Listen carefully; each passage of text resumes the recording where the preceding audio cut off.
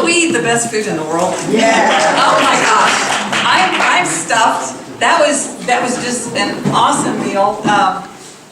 I'm gonna have to start bringing 2 trays and have 24 slots because there's not enough slots in one tray. So anyway, I enjoyed it so much. The food was really, really good. So many of you I've gotten to meet over the last few years. I love y'all. This is a mission that we are all on, and I'm going to tell you our story. And as you can see, this was me. That's my before picture. Let me tell you who we are, first of all. My name's Vicki Spradling, and my husband Dennis is sitting here too. We might convince him to say a few words. He's not as easily to talk to people as I am. I'll talk to anybody, but getting up in front of a bunch of people, that's really not me. I attribute that to my passion for this way of eating and God. I think He put us on this path for a reason. He gave me this voice to be able to talk to you today. Anyway, our story, we grew up in little towns in Illinois. We didn't meet until we were in college, but small towns in Illinois, meat and potatoes family. My grandpa was a dairy farmer, and he also raised Hampshire hogs. And my grandma had a huge garden. So, I grew up eating the standard American diet. That's just the way we ate. Sundays was usually fried chicken, and the vegetables we ate were usually peas, green beans, and corn. Potatoes, of course, but the potatoes were covered in butter, milk, gravy. That's just the way we all grew up, and I bet most of you out here grew up that way also. My grandma even butchered her own chickens, and I remember my sweet grandma, who I love dearly, and I watched her raise these chickens, and she would snatch one up off the ground and fling it up against the garage door, and that image will be with me for the rest of my life. And then we went in and ate it. You couldn't give me enough money to do anything like that, but that's the life. Okay, my family health history. Really stinky. My mother had acromegalia, which is a tumor on her pituitary gland, which caused abnormal bone growth. Her features were, her hands and feet were very large. Her face was very pronounced. Y'all are familiar with Abraham Lincoln. We are distantly related to him, and that probably came from him to my mother. So that was something, of course at the time we didn't know what was wrong with Mom when she was growing up and stuff. But she also had systemic lupus. I cannot remember my mom ever being healthy. I just don't remember that. It was growing up and seeing your mom sick all the time is so very, very hard to watch. My brother was 4 years younger than me. We spent a lot of time with Grandma and Grandpa and my Uncle Dale and Aunt Jean because my mom was in and out of the hospital. They didn't know what was wrong with her. They treated her for all kinds of things, which made the situation much worse. That's why when Joyce was here and talked, that's why it was so important that I be here, because I want to be here. The things that I know now could have changed my mom's life, could have changed my dad's life. My dad died of a sudden heart attack at 63 in the doctor's office. You couldn't be in a better place to have a heart attack, right? Unless you were in the emergency room at the hospital, So, heart disease, my dad was diabetic, both my grandmas were diabetic, several of my aunts and uncles were diabetic. Horrible family history of health. Okay. Now, Dennis's family history of health is not a whole lot better. His dad died when Dennis was 6 years old, we think a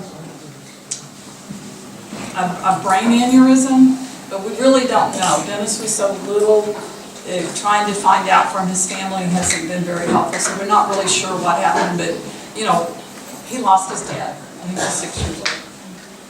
So his mom, and yes, closer, you can't hear me? Okay, I'll try.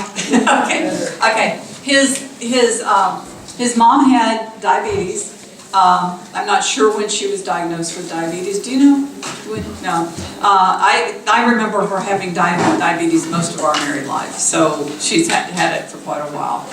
2 of his siblings have diabetes and heart disease. So, you know, we don't offer a whole lot to our children genetic-wise.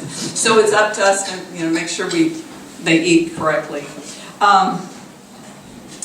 Myself, and Dr. Carney just had me tested, I still have the markers for lupus. I was told that many years ago, and but luckily I've never had any problems along that line, and I'm going to continue to eat this way the rest of my life, and I won't.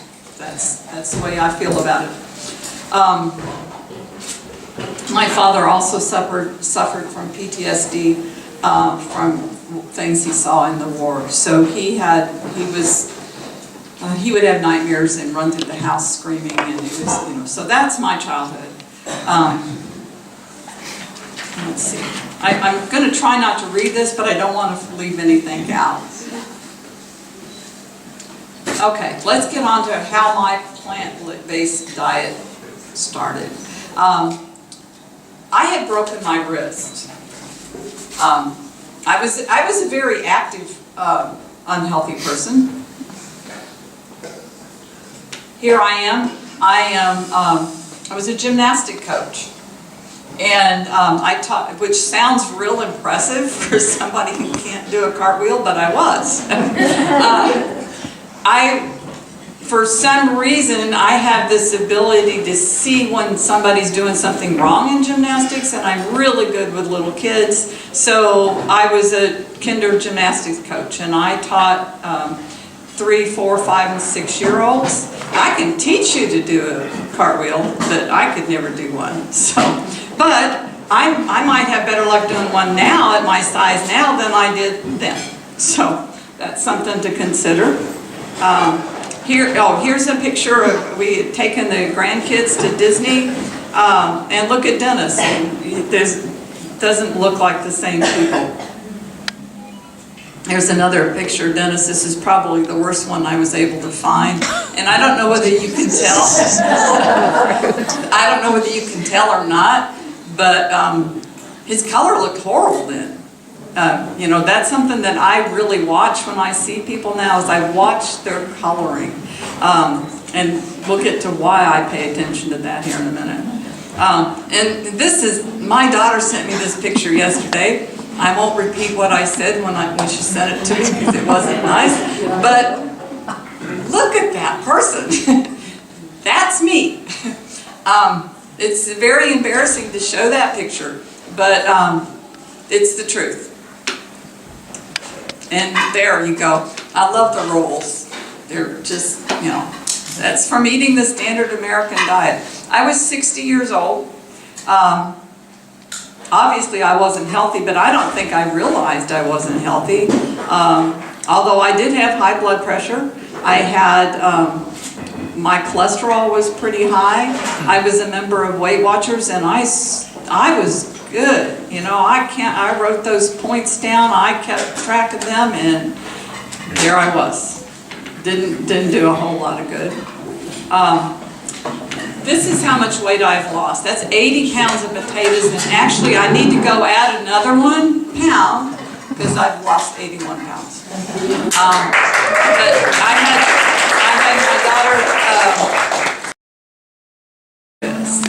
and I went to see Dr. Irvin Sani in Seguin, and he put a plate in my arm and everything was fine, and I saw him, and I was seeing the hand therapist, and after maybe 3 or 4 months I was still seeing the hand therapist because things were going backwards. I had recovered, and then my wrist wasn't working anymore, and so she sent me back to Dr. Sani, and he determined that my body was rejecting the metal plate and wrapping scar tissue, trying to wrap scar tissue around it, which was cutting off the corporal nerve. So he had to redo the surgery. So I got to see him for about a year.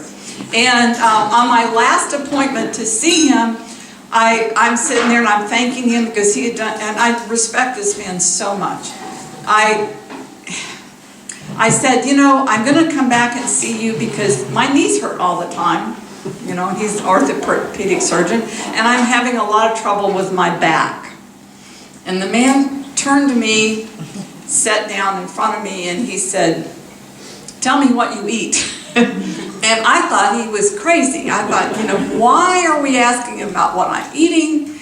Because my knees hurt and my back hurt. But anyway, so I told him, and I told him that, you know, I'm a Weight Watcher members. I eat a lot of fruits and vegetables, and I eat, you know, chicken and fish. I don't hardly ever eat beef. And then he said, do you like to read? And I'm like, okay, he's way off topic, but I respect him, so I'm going to answer. I love to read. So he said, well, why don't you read the book, The China Study by Dr. T. Colin Campbell? I said, okay. So I went home and I downloaded the book, The China Study by Dr. T. Colin Campbell, and I started reading it, and it's not anything like the books I normally like to read. So, but I'm reading the book, and about a third of the way through, I'm getting up, and I'm running through the house, and I'm screaming, we will never have dairy in this house again. We're done. We're not going to eat that stuff no more. And I know Dennis must have thought, okay, she has totally lost her mind.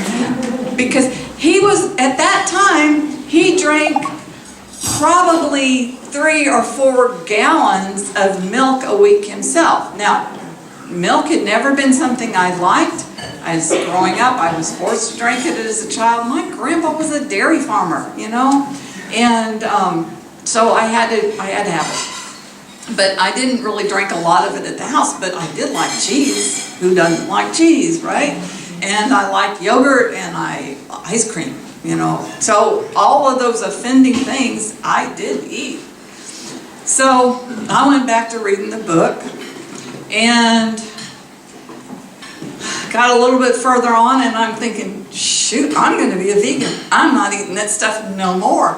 And, you know, the things that really triggered it for me was the prostate cancer in men, the breast cancer in women, the connection to lupus. And I'm thinking, okay, I was told I had markers for lupus, and I'm eating, you know, drinking that, you know, stuff, and I'm, you know, eating that yogurt, and eating that ice cream, eating that cheese, and oh my gosh, you know, I don't want no part of this. So I've been vegan from that moment. I couldn't sleep till I had finished reading that book. Practically, I think I did sleep a little bit, but it was like I had to get back to that book. It's a very, if you've not read it, I recommend reading it. It's a very scientific book, and there's a lot of it that was way over my head, but I was compelled. And I knew what I was reading was the truth.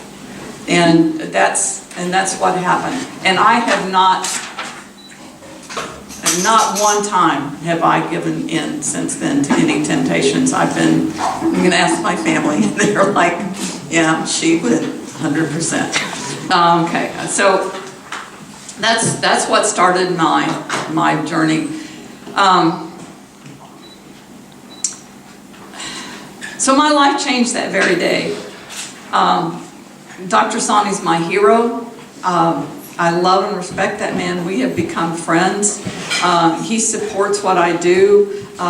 He went with me. We went and made a tour around HEB. It's on YouTube somewhere, about what healthy foods to eat and stuff like that. I wish he had more time to devote to this, because he's an awesome guy. Let's see, where are we at now?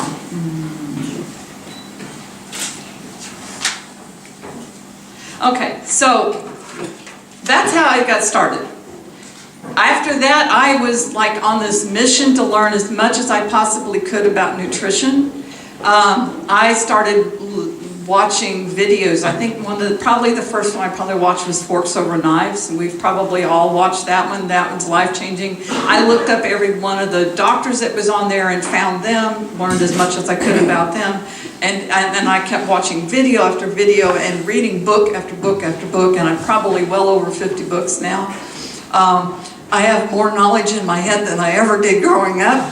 Some of it gets jumbled and it's not always perfect, but I believe in this very strongly. I felt alone at times because I was trying to take anybody I could and force them to sit down and watch Forks Over Knives with me. I was trying to get them to pay attention to what I was saying, but I just kept on going. Dennis would eat what I would cook at home, but then he would eat whatever he wanted to. And he would bring home DiGiorno pizzas and eat the whole thing. And I'd be like, oh, I was mortified, but you know, he did it. Sometimes there would be slabs of beef in the oven, but I just ignored it. My daughter, I think she thought I was kind of nuts. She'd listen to me sometimes.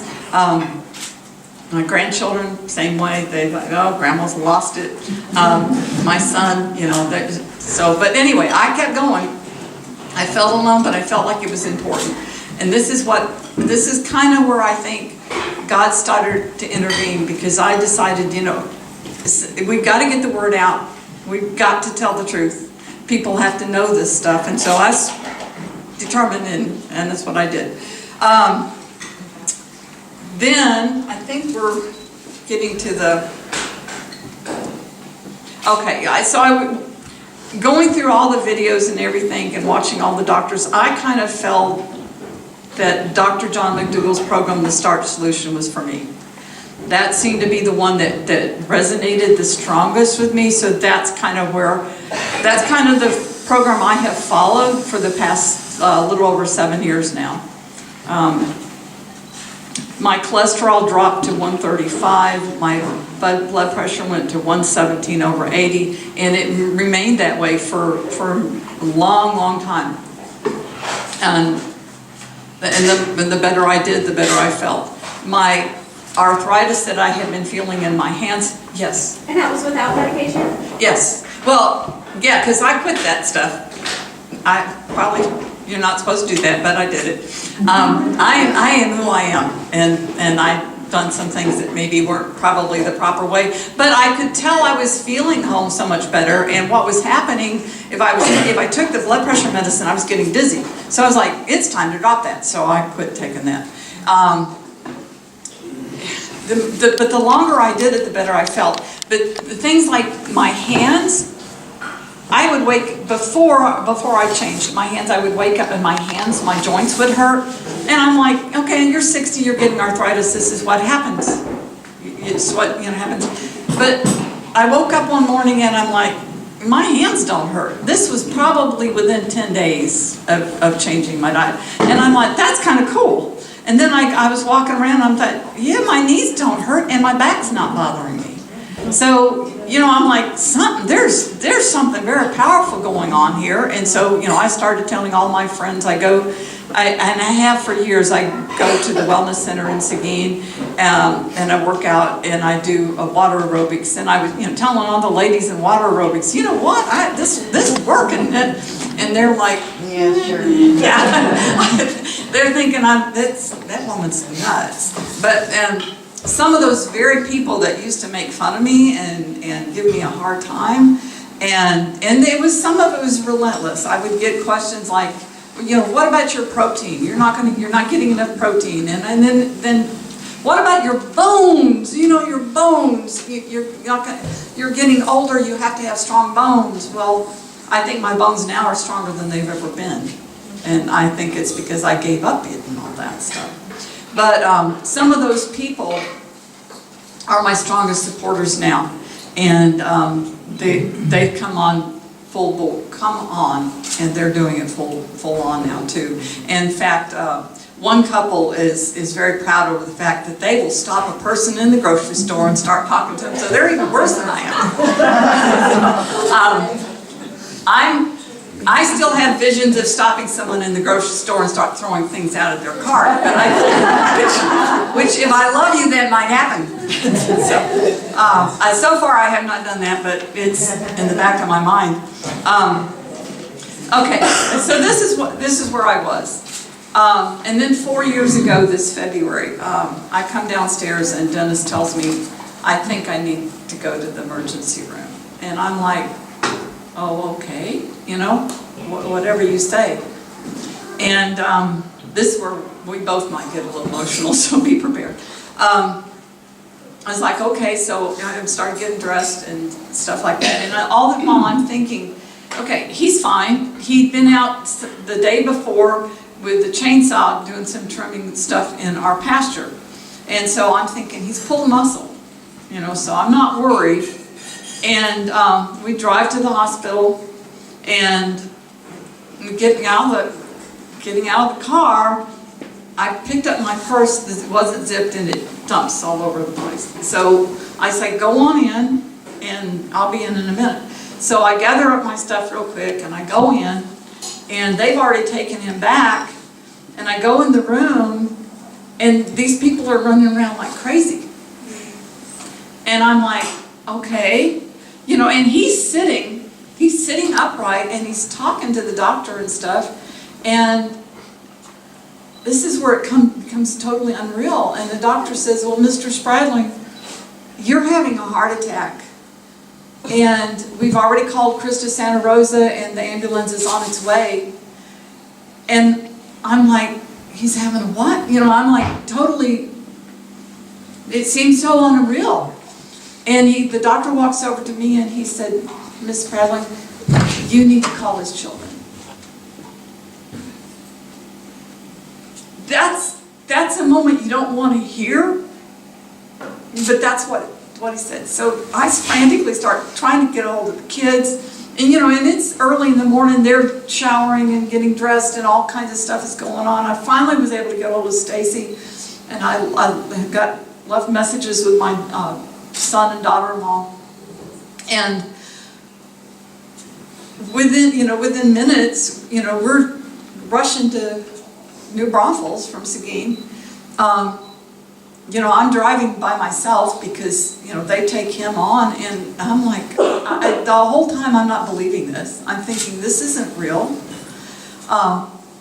As you could see from the pictures, Dennis was overweight, but not, by today's standard, not really that much.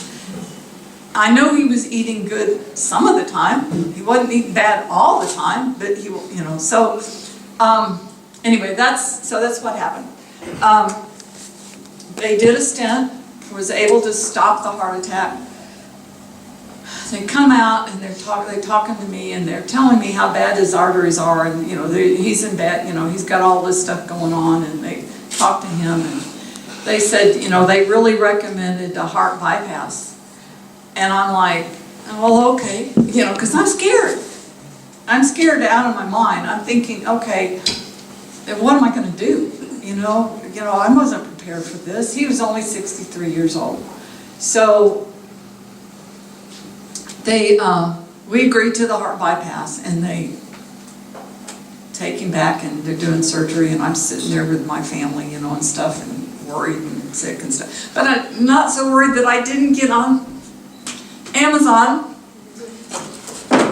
and I ordered him his very own copy of The Reverse Heart Disease, because I'm thinking, if we survive this, he's not ever going to eat the DiGiorno pizza again. We're done eating that way. This is going to be it. So I ordered him this book, and I know that's kind of a bizarre thing to do as you're going through that, but I'm thinking, okay, because I had already read this book.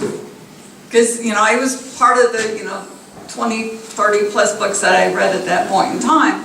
And so I knew this was the one he needed to have. So I ordered him the book, and he survived. What I did not know, and this is the part that shocked me and will continue to shock me the rest of my life. He survived the heart attack. He survived the surgery. But what I did not know was that my fight was just beginning. I didn't know I was going to have to fight with everybody in that hospital.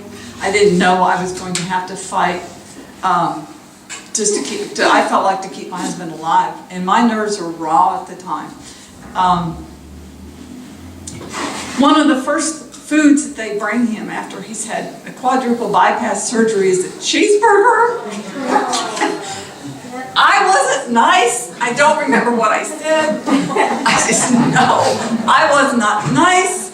I still feel like, because I'm usually very polite, but I was not nice. I feel like I need to go back and find that poor girl that brought that in, because that was not nice.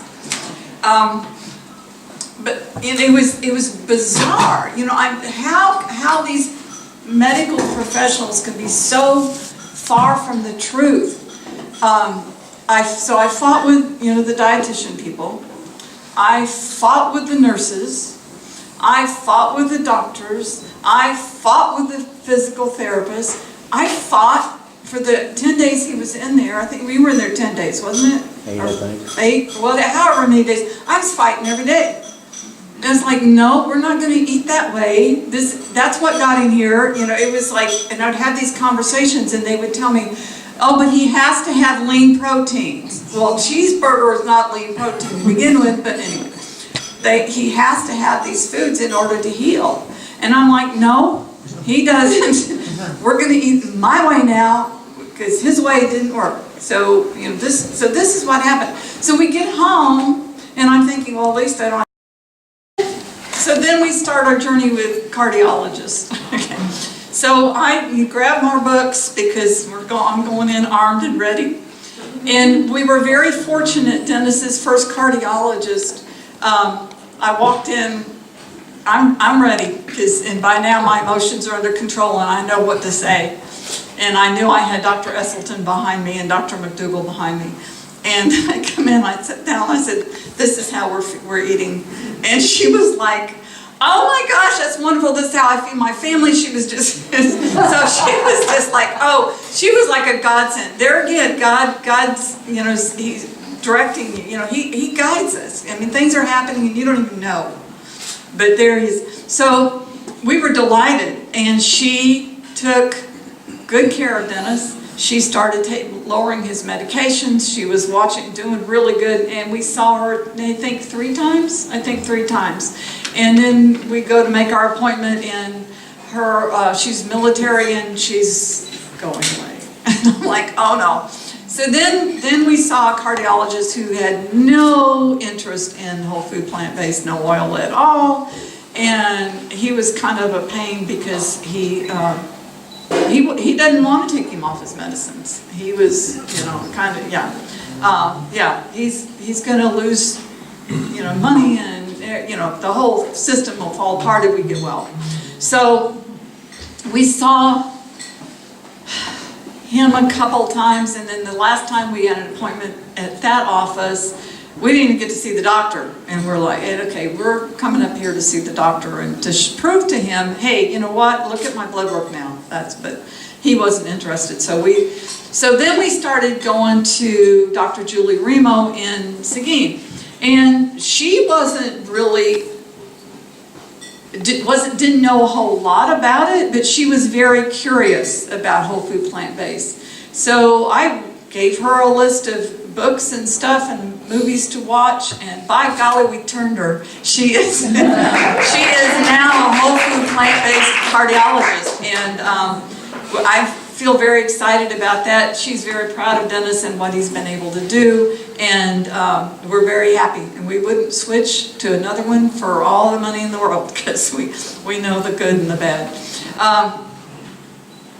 So that's where we were at. So then I want to get to where Dennis and I are trying to pay it back forward. Oh, paying it forward, that's where we're at now. Okay, during the past 7 years, as anybody that knows me knows, I've been very passionate about this.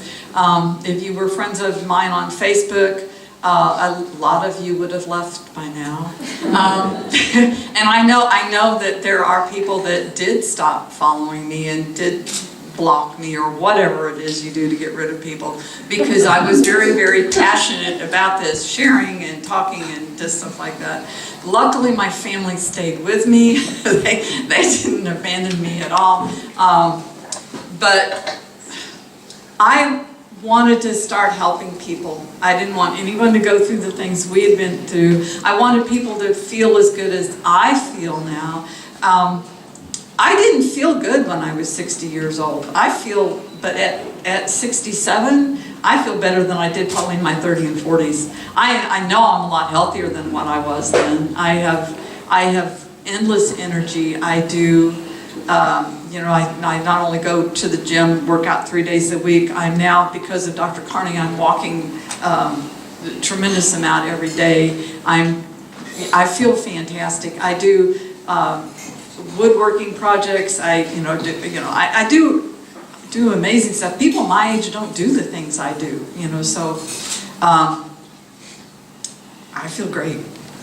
But I wanted other people to feel that way, and it hurts my heart when I see someone my age that can't get out and do things with their grandkids or their great-grandkids. They just, that's hard for me to see.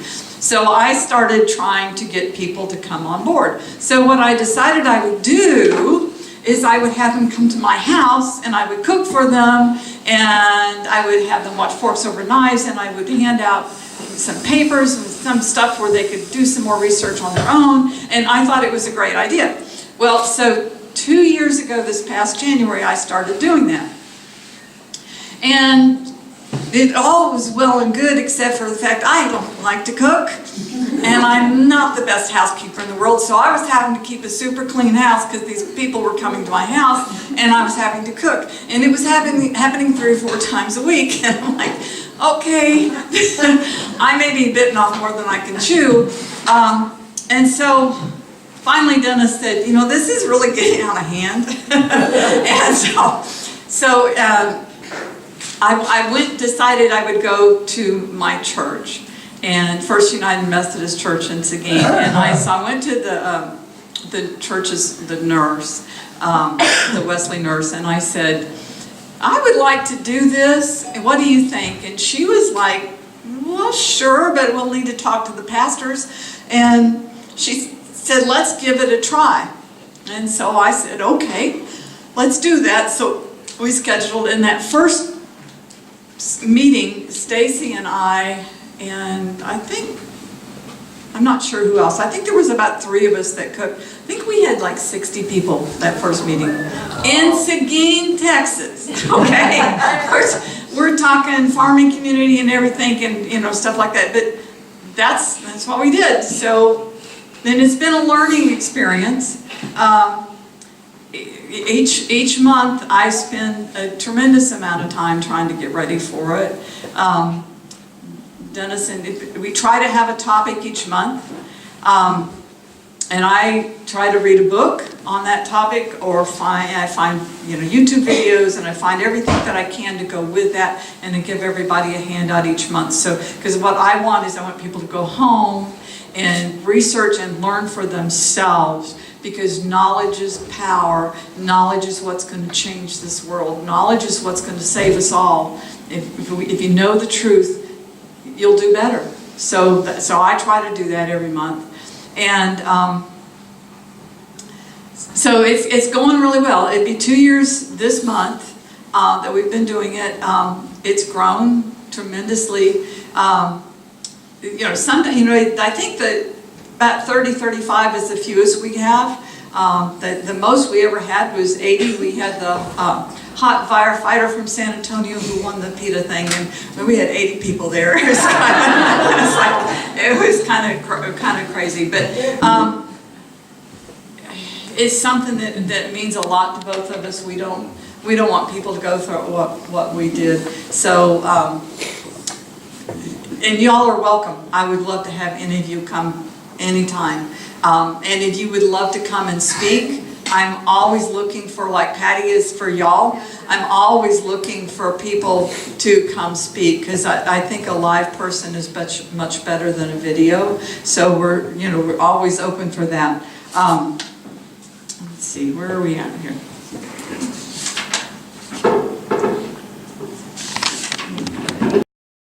To fight anymore, because he has no choice. He can't get up and cook himself. I'm cooking for him. This is how we're eating. But I was wrong. The insurance company calls, and they've invested a lot of money in him because we just had all this surgery and stuff. So they call it, and they want to talk to me about his diet, and I'm like, well, we've got that covered. We're eating whole food, plant-based, no oil, and they, oh, no, we can't do that. And I'm like, I'm fighting with the insurance company over the phone. This is crazy. So, and then the hospital sends the little nurse out to the house. She comes twice. And she comes out there and she starts this, lean protein and eggs and all this stuff. And I'm like, no! And this is what we're doing. And, she's basically telling me that if I don't feed him the way she says, he's not going to do good and he's not going to heal. And I'm like, no, we're doing this. And it was a constant battle. And at that point in time, my nerves are still raw. He feels horrible. He's been in tremendous amount of pain and suffering. That operation is just horrible. It's a life-saving operation, but it's horrible to go through. And so he says to me after I think the second time the nurse was there, he says, maybe these people are right. They're medical professionals or something to that effect. I don't remember his exact words. And I'm like, no, I'm right. I know I'm right. And so I sat down at the computer and I sent out 2 emails. I sent one to Dr. Caldwell Esselstyn and one to Dr. John McDougall. And I said, help me. I'm trying to save my husband. I don't know what to do. These people are telling him the stuff that I know is wrong. I know what we need to be doing, and that's why I'm feeding him that way, but he's beginning to doubt it. And within a couple hours, Dr. Esselstyn called us on the phone.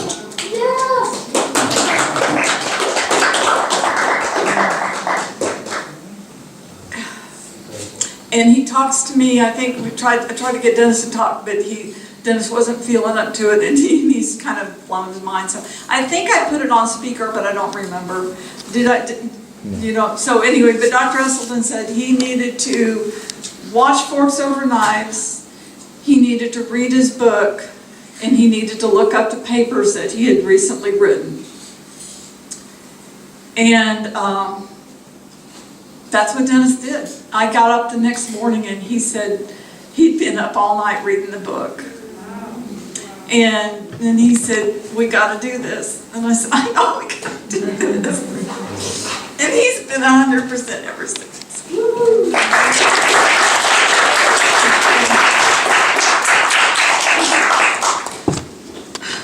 So and then the next morning, there in my email box was a letter from Dr. McDougall, and it was from him. It wasn't from somebody in his office. It was from him, and he told me to stay strong. He told me that what I was doing was right, and we had to keep it up, and to let him know if we needed any more help. To say that Dennis and I love these 2 people is an understatement, because those men don't have to do things like that. They don't have to reach out. We were complete strangers. There's no monetary anything. There's nothing other than the fact that they care. It's kind of like our very own Dr. Carney. Dr. Carney cares. He cares about the whole person. My orthopedic surgeon, Dr. Sani, he cares about the whole person. That's what we need for medical people. We need somebody who cares about the whole person, people that will get to the bottom of what the problem really is. And if you don't have a doctor like that, get out and find one. And I can recommend one right now. She's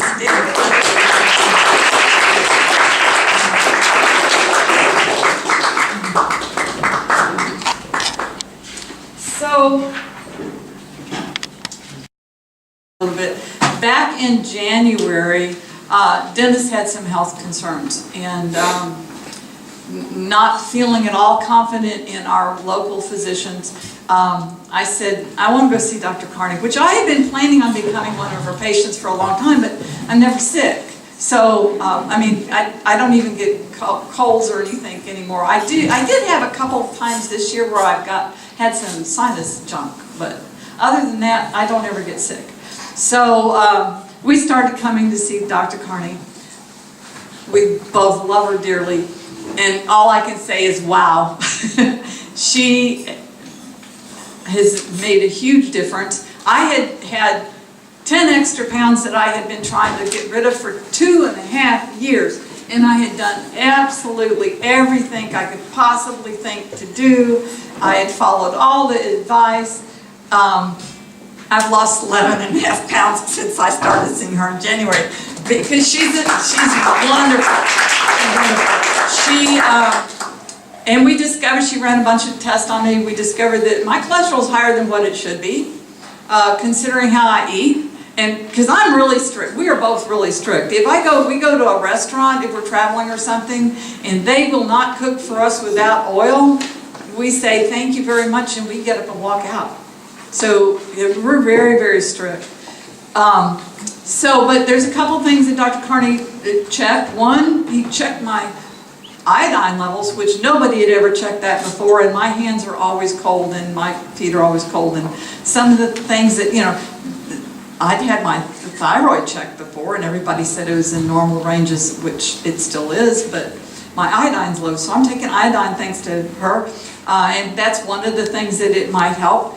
It also might help my cholesterol back to normalizing, because like I said, it was like 135 for 2 or 3 years. It was really good, and then for some reason it's higher right now. The other thing, she thinks possibly I might have some sleep apnea going on, so we're going to do a sleep study here the 1st of May is when we're doing that. So when she gets to the bottom of the problem, and she cares enough to make sure she finds out what that is, and then you fix the cause, and you're fine. Thank you, Dr. Carney. Yeah, she's also got, since then, Dennis he had gotten into drinking a lot of smoothies with a lot of fruit, and his cholesterol and stuff had gone up. Smoothies are great, but you got to be careful. You're drinking a lot of calories there and getting in more than what you really need, so be careful with that. But he's doing great now. He's got his cholesterol back down, his blood pressure is back down, and he's doing great. Again, thank you, Dr. Carney. We love her. Yeah. So, I'll do. yeah. I think everybody in this room does. That's okay. Okay. We no longer, the first couple years I would cook for Thanksgiving, I would cook the traditional meal and then cook for myself, and then, once he came on board, for him. And I think 3 years ago now, I told him, nah, not going to happen no more. We will be having a whole food plant-based, no oil Thanksgiving and Christmas and Easter. That's the way it is. And they're fine. They've survived. Even the grandkids. I mean, the food's good. We can all agree the food's good. My daughter, who I finally got her going, I would say probably 95 to 98% whole food plant-based. If you put a cookie in front of her, though, it's probably going to get eaten. But she does really good, and in their home, she cooks this way. So, and my son-in-law, still working on getting him 100%. I think when he's away from home, I think he eats things I would rather him not eat, because I love him. My son and his family, we got a long way to go with them. I will say that as a standard American diet, though, they probably eat healthier than most. They do a lot of gardening, and they do a lot of salads and fruits and vegetables and stuff like that, but they still eat some things that we don't think are a good idea. But that's the way they are. Kind of want to talk to you about what's hard about all of this. The hardest part is seeing people be sick, when you know what you know can help them. It's sometimes hard to know when to say something and when not to. I struggle with that, so if y'all want to say a prayer, pray that nobody smacks me someday, because sometimes I'm more concerned and I open my mouth sometimes when I shouldn't. But it's so hard. It's so hard to see people be sick when you know if they just change what they put on their plate, it can make a world of difference in them. I would give the world to be able to go back and tell my mom, all that milk that you're drinking, that's hurting you. I would give the world to be able to say that. I would give the world to be able to tell my dad, you gotta eat this. You gotta change the way you're eating. I lost him at 63. I love my dad. I love my mom. I hate the way they both suffered. Children. Seeing children, we all see them every day. Seeing children that are suffering from obesity, diabetes, high blood pressure. I'm talking elementary school children. We see that every day, and that's so hard. It's so hard. As a gymnastics coach and teaching those kids, we had kids, 3 and 4-year-old, because I taught the little ones, 3 and 4-year-olds that were so big they couldn't walk on the balance beam, not because they couldn't balance, but there wasn't room for their little thighs. That's sad. As a gymnastics coach, we would go out into schools and do PE for the day. And these kids, they're suffering,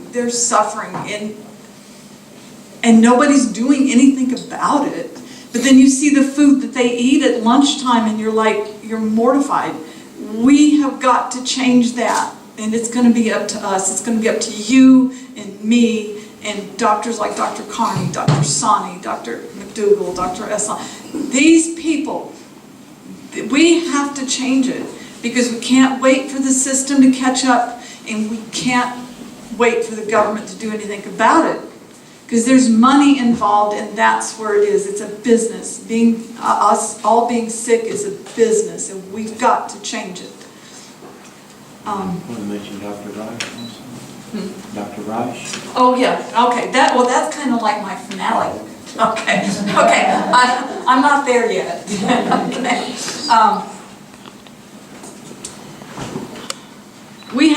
Dennis and I are very lucky. We have a tremendous support group surrounding us. First, I want to say a huge thank you to First United Methodist Church for letting me have the hall once a month and bringing people in. They don't have to do that, but they do. They considered it an outreach, and they've been tremendously supportive, and we thank them. And I want to thank Dr. Sani, I want Dr. Remo, Dr. Carney, and the director. Oh, I almost forgot about one person.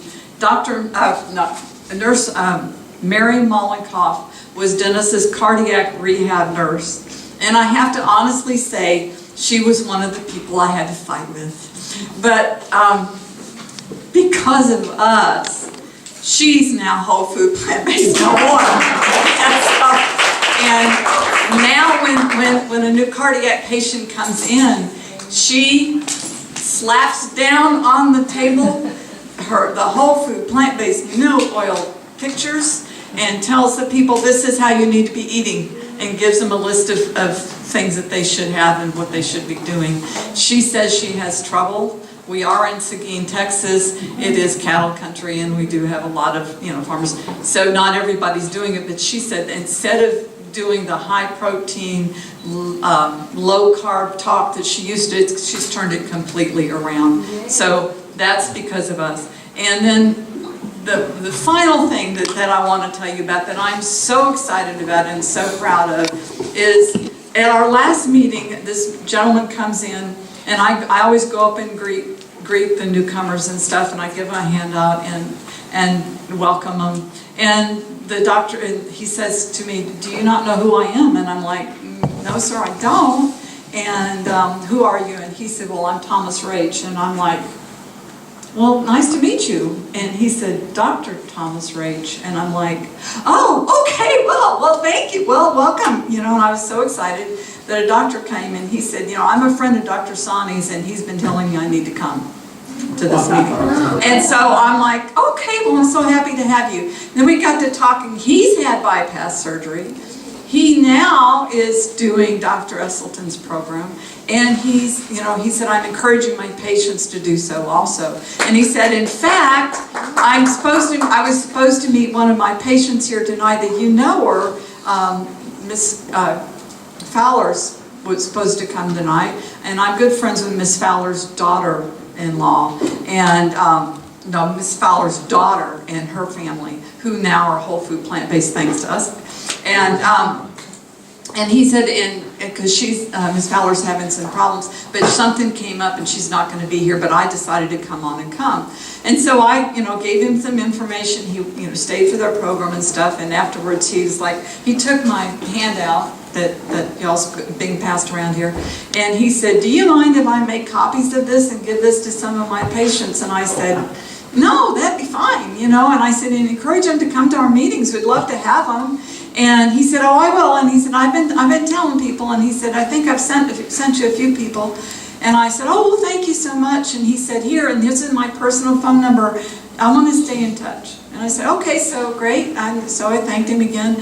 And then last week when I was at church, one of our church members said, oh, people have been talking about you. And I'm like, oh, what have I done now? And he said, and he laughed, and he said, well, our daughter Jennifer, she's Dr. Rach's nurse. And apparently they are copying their papers and they're handing them out to everybody who walks in the door. So I am beyond thrilled and grateful. So, and I invited Dr. Rach to come today because I want him so badly to meet you. I know you could help him and guide him and give him some advice. And he's already looked you up online. He was giving a talk at his church today about the dangers of falling in balance and stuff like that. So he wasn't able to come, but he does plan on coming sometime. And so I look forward to that. But we're thrilled. We're thrilled. So that's a general practitioner in Seguin, Texas, that is now whole food plant-based. So the whole point in all of this is everybody you meet, you're planting seeds. And those seeds reach far and wide. I send out the little handout again. I offer it to people online all the time. I send it to them. Most of the time, most of the time, I don't hear anything back from them. But there are those moments I get these emails back. It could be months later or something like that. And it's, thank you so much. Your information changed my life. I'm doing great. I've lost weight. I'm off my diabetic medications. Everything. And so those mean a lot. And I'm sure this happens here in this potluck too. We'll have people that'll come one or two times and then we never see them again. And then I may see them, 6 months, a year down the road, and I'm like, what happened to you? And they've lost weight and stuff because they don't have to come every month. They were able to grasp it and change. And I think part of it is because I try to give as much information to them so they can walk away and they can go do some research on their own, so that they can make the changes. Because I want to empower people to be able to do this on their own, and that's what we need to do.